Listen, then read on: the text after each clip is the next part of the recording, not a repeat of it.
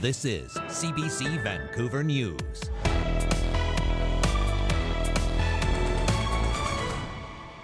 Will the minister admit that Soji 123 has been divisive, an assault on parents' rights? Sees political advantage in picking on kids and families and teachers and schools who are just trying to do their best. A raucous return to the BC legislature as MLAs debate housing, penalties for BC Ferries, and Soji. By the time that they get back to you, like, you don't want to go to rehab anymore. When a person reaches out for help, you have to strike while the iron's hot. Painful waits. A recovery home operator in Surrey says women struggling with addiction need more treatment options and fast. We basically look at it as the protector of our people. And asking for a name change. The Squamish Nation wants one of BC's best-known mountains to have a new title. Good evening, I'm Dan Burritt. Thanks for joining us. We begin with a death on the North Shore. West Vancouver police say the operator of a front-end loader has been killed after that machine overturned on Cypress Mountain just after 4 p.m. this afternoon. Officers say the machine pinned the operator underneath and they died. Police say the coroner has been called in and WorkSafe says it has sent an investigator to the scene. It's not yet clear what caused that machine to overturn. It was a raucous enough first day at the BC legislature. MLAs returned to Victoria for the fall session, representing 4 official parties. As Mira Baines reports, the day began with a tense exchange between the Premier and the new leader of the BC Conservatives. Oral questions. The debut of the BC Conservatives in the legislature as an official party started with its leader picking a fight over the province's sexual orientation and gender identity policy in schools. Will the minister admit that Soji 123 has been divisive, an assault on parents' rights, and a distraction on student education? Premier David Eby's response. He sees political advantage in picking on kids and families and teachers and schools who are just trying to do their best. For kids who are at risk of suicide, Honourable Chair, shame on him. Choose another question. It's a contentious issue with heated protests both opposing and supporting the policy. Only a few from BC United, Rustad's former party, didn't stand to applaud. The tradition of standing in the legislature and clapping is not, one that everyone embraces. Not everybody should feel that they have to. BC United leader Kevin Falcon focused on housing and affordability and also took a shot at Rustad. John's question was just so tone deaf from what was going on in the legislature that I don't think was very helpful. Falcon also announced a new BC United candidate to compete for Rustad's riding of Nechako Lakes in next year's election, Mayor of Houston Shane Breenan. It's a move to shore up support on the right of the political spectrum. Meanwhile, the province is trying to calm rough seas at BC Ferries. The corporation is facing criticism over long waits and cancelled sailings. BC's Minister of Transportation announced penalties for BC Ferries when core sailings are cancelled due to staff shortages. It's a $7,000 fine on major routes and a $1,000 fine for sailings on minor routes starting April 1st. In the coming weeks, the province is expected to table new housing policies aimed at building more affordable homes. Mira Baines, CBC News, Victoria. A large group of police officers and other first responders are expected in Langley tomorrow to remember a Mountie. RCMP Constable Rick O'Brien was shot and killed in the line of duty late last month. Renee Filipponi has more on tomorrow's funeral. Thousands of first responders will arrive at the Langley Event Centre for the regimental funeral of Constable Rick O'Brien. There will be a surge of red in the 45-minute procession to honor his life and mark the loss of an officer in the line of duty. The service itself will last 90 minutes with seats for family, invited guests, officials, and those participating in the procession. And it will end with what's called a final salute to O'Brien. Now, for the public hoping to take part, they are being told to come out and watch the procession or the service online and are being encouraged to wear red. The RCMP officer was killed on Friday, September 22nd in Coquitlam. He was executing a search warrant with 3 other officers at an apartment building. It was in relation to a drug investigation based out of Maple Ridge, which is the community where O'Brien served. A 25-year-old has been charged with first-degree murder. Constable O'Brien was 51 years old, and he'd been with the force for 7 years. Before becoming an officer, he worked with youth dealing with mental health struggles and as a school liaison officer. He was married with 6 children. He is the 7th officer to die while on duty in Canada this year. Renee Filipponi, CBC News, Vancouver. As of today, masks are once again mandatory in BC healthcare facilities. Healthcare workers, visitors, contractors, and volunteers in all patient, client, and resident care areas are required to put masks on. These rules apply to hospitals as well as long-term care homes. Patients and long-term care residents can mask as they wish. A recovery home operator in Surrey says women struggling with addiction are waiting far too long to get help in our province. Many face long wait lists for treatment and recovery. As John Hernandez shows us, those who have gotten in say the months-long wait times can mean the difference between life and death. I felt that the only option for me to stay sober was prison. Desiree Belil spent more than 2 decades battling addiction. Attempts to get into a recovery home in Surrey thwarted by months-long wait lists. I remember I had called and I said, please get me in because I feel like something's going to happen. And I had an accident. I was intoxicated and I had a pretty tragic accident on my own, and there was nobody else there with me, and that was a real eye-opener. By the time they get back to you, like, you don't want to go to rehab anymore. A similar struggle for Terrace's Paige Pettibowman, who for years struggled to get into a recovery home. There definitely is a need for women, and like, I have friends, that try to get into rehab, and like, they're like, how do you do it? Pettibowman and Belil are both residents at Back on Track Recovery in Surrey. It currently operates one of the few women's recovery centers in the city.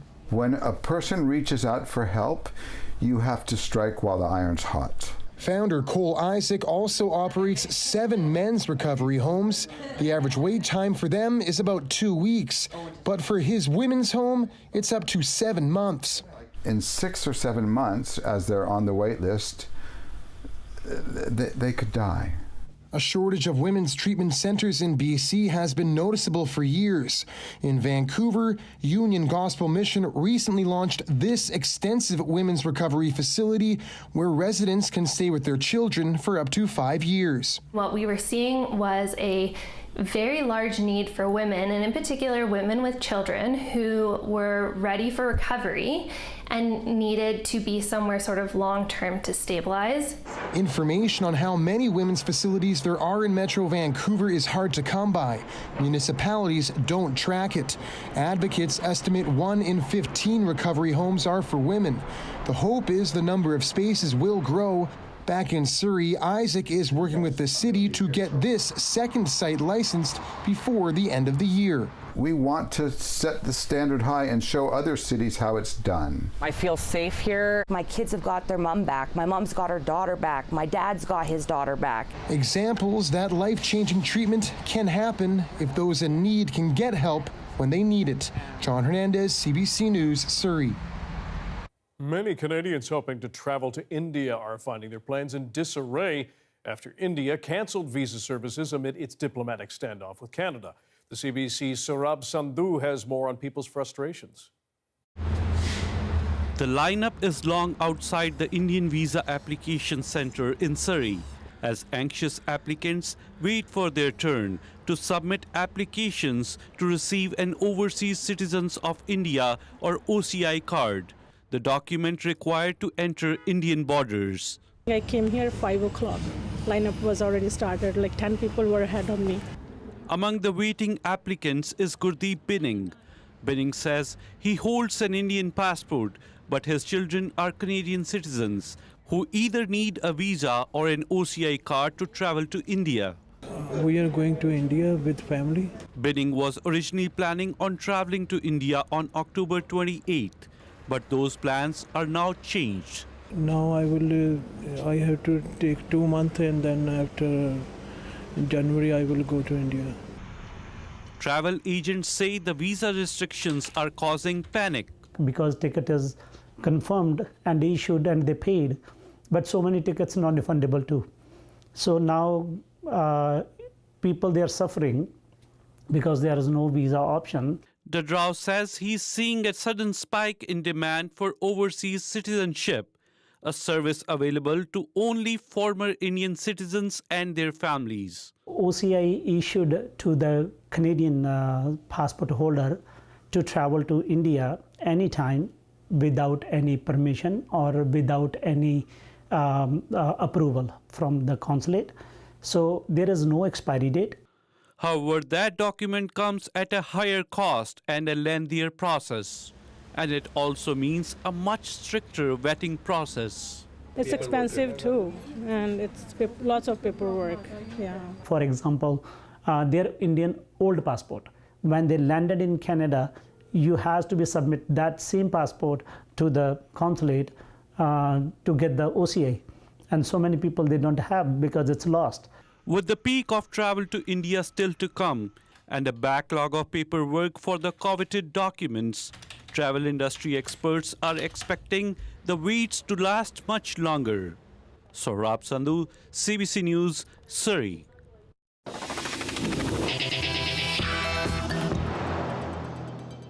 One of BC's best-known mountains could soon have a not-so-new name. The Squamish Nation is formally requesting to change Mount Garibaldi to Inshikai, an historic title it's used for thousands of years. Michelle Gassoub tells us why. To the Squamish people, the mountain known as Garibaldi is sacred. Legend says the peak helped many survive a great flood thousands of years ago. Now the nation is formally asking the district to change the mountain to its original name, Inshikai. Our people survived the big flood in the long ago. For instance, our people went to the peak of Inshikai, attached our canoes and many other things via cedar rope. This was one of many mountains in the area that helped preserve and save some people. Squamish oral history also speaks of a serpent slayer who used the mountain slopes to train. And Inshikai means dirty place or grimy one, referencing the murky waters of the nearby Cheakamus River, darkened by volcanic debris. In 1860, Mount Garibaldi was named after Giuseppe Garibaldi, an Italian general who played a prominent role in unifying Italy, but he likely never visited BC. Still, there are 10 other official names commemorating him in this province, including Garibaldi Provincial Park. For us, it's storytelling and being able to not only connect us as a nation to the land, but to connect the true history of the land itself and this beautiful mountain. In a September 21st letter to Squamish's mayor and council, the BC Geographical Names Office acknowledged the request and says the district has until the end of this year to respond and hear public comments. BC's Tourism Ministry says recognizing Indigenous place names is part of BC's work to advance reconciliation and that the process may take several weeks or months. It's always been Inshikai to our people.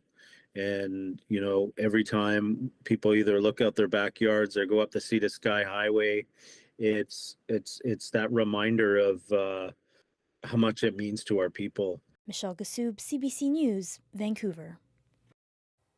From bicycles to scooters, skateboards to cars, there are a lot of wheels on the roads these days. So how do you safely navigate them all? Here's more from Caroline Chen. Hi guys, how are you? Just reminding everybody to obey the traffic rules, that's it. Just keep safe. Right on, man. All right, have a great day. Cheers.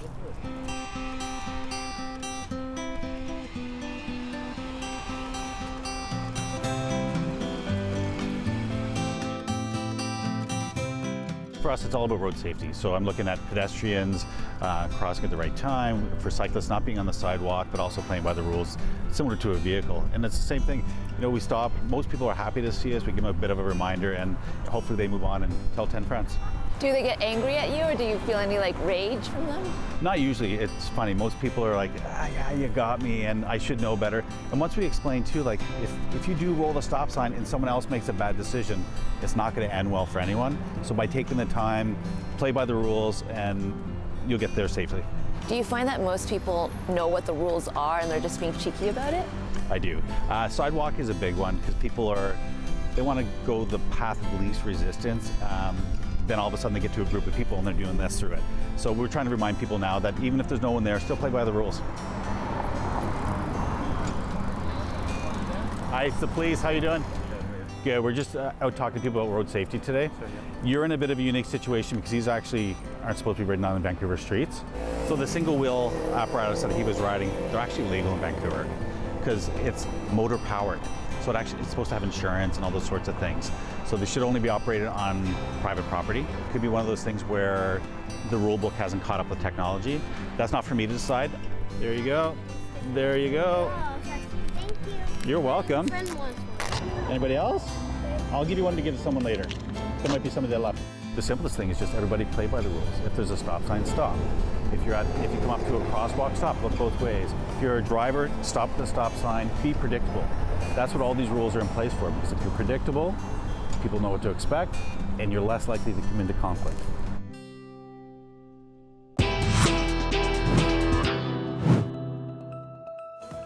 Next up, the Canadian men's gymnastics team is going to the Olympics for the first time in 15 years. Stick around.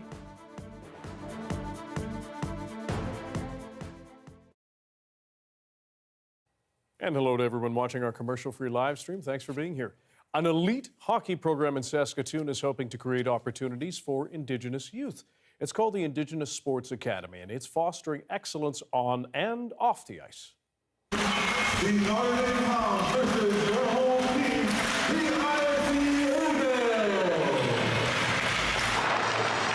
That's the end goal, is we're putting out future leaders and people that are going to contribute in a positive way in the future to society. Courage Bear, founding director and director of hockey operations for the academy.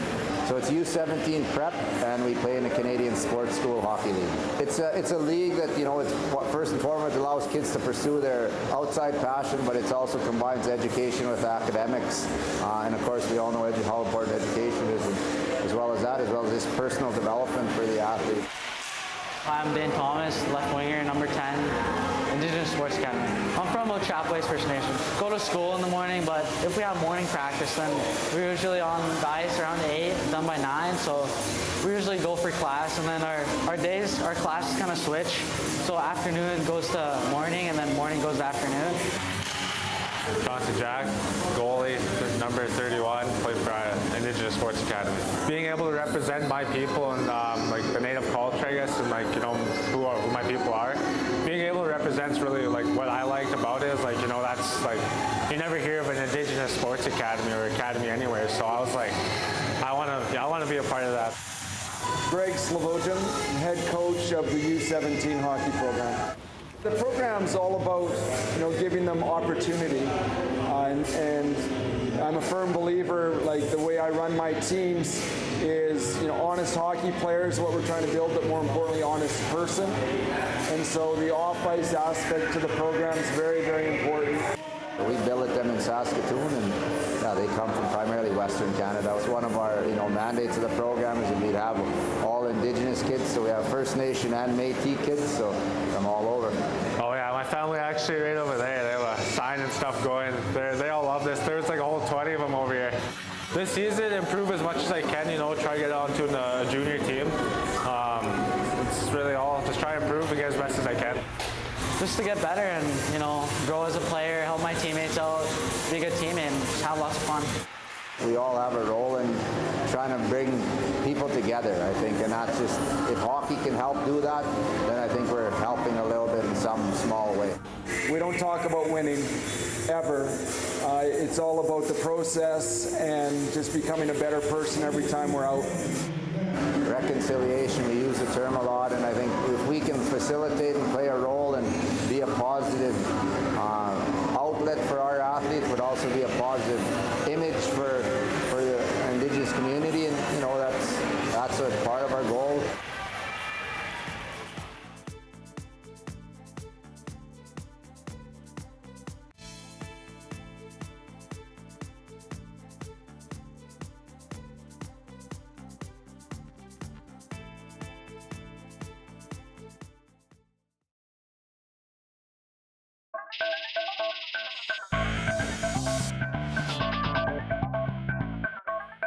The Toronto Raptors opened their training camp in Burnaby today with the new NBA season right around the corner.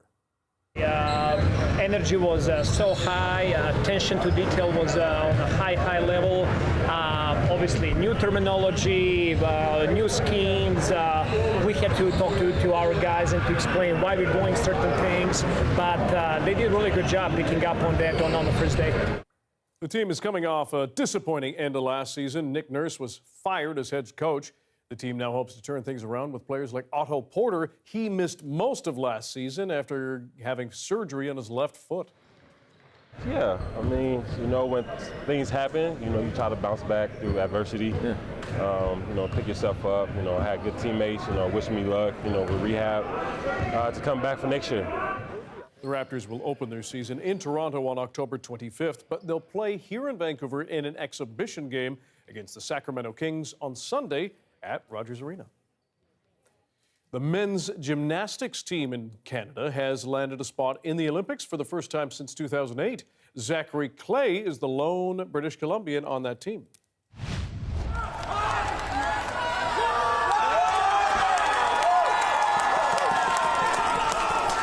Just such a surreal moment. You know, just so happy that, you know, it finally happened. You know, I've been doing gymnastics for quite some time, and I've had some missed opportunities in the past for making Olympics or making a team to Olympics. So, you know, just for this to finally happen, it's just so amazing. Almost every time when the Olympics is kind of coming up in the past, it was like we usually just kind of fell apart. Like we had injury after injury after injury. And, you know, just the nature of the sport, once you get an injury, you're just out for a good amount of time usually. Like even for me, back in 2015, right before Olympic trials, I snapped my ACL at a competition.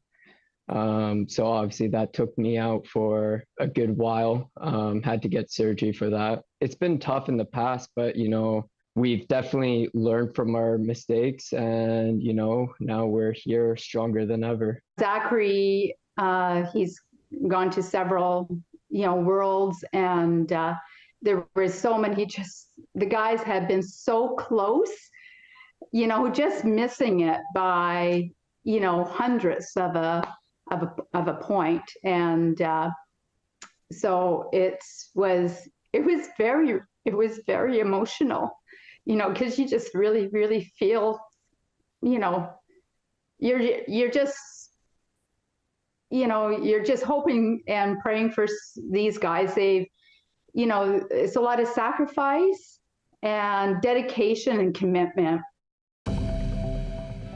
There's a live shot of Canby Street and City Hall in the background. Darius's full BC weather is next.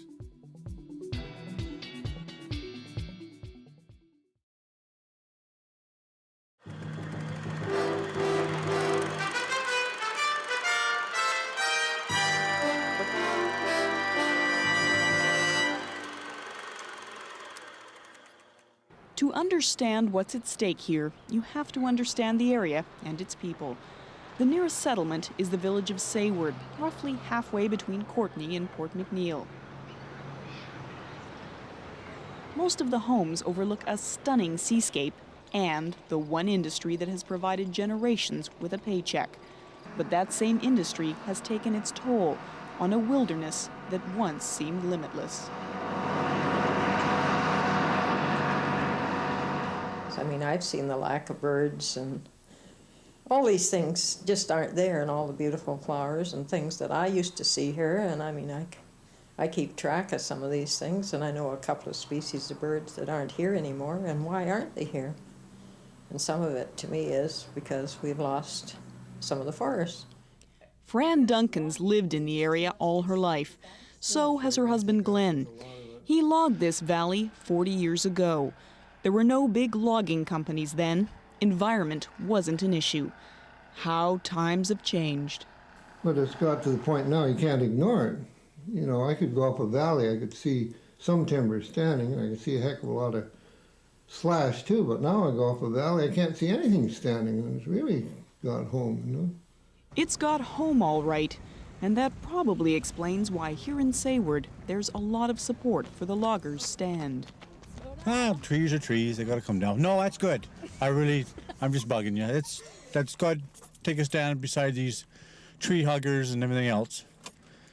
About time we did something. It's not going to take a great big bite out of our tree farm license, and it's not going to really affect us too badly.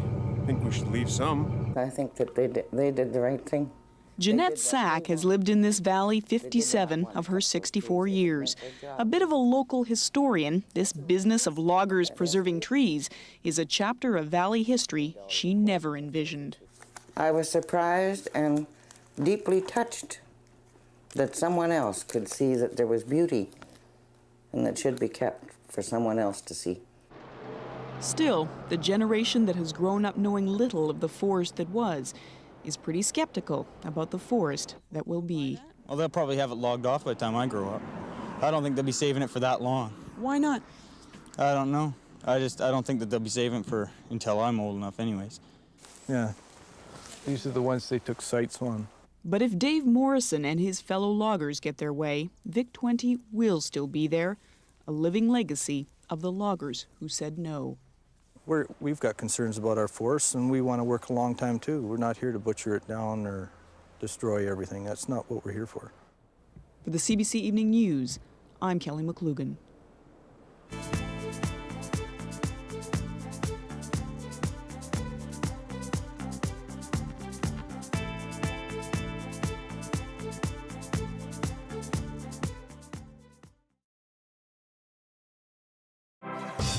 Hi, I'm Amy Bell, and here's what's in your CBC Vancouver inbox. On October 20th, join CBC Vancouver's Leanne Young at the Big Sisters Soiree Gala, an evening for the community to come together celebrating mentorship and resilience of youth. And the Chutzpah Festival returns November 2nd to 23rd with an exciting lineup of performances including dance, music, theater, and more. Festival tickets at chutzpahfestival.com. The weather update is brought to you by Direct Buy Furnace. To cool and clean the air in your home, call Direct Buy Furnace. Installing Train, the most reliable heating and cooling brand.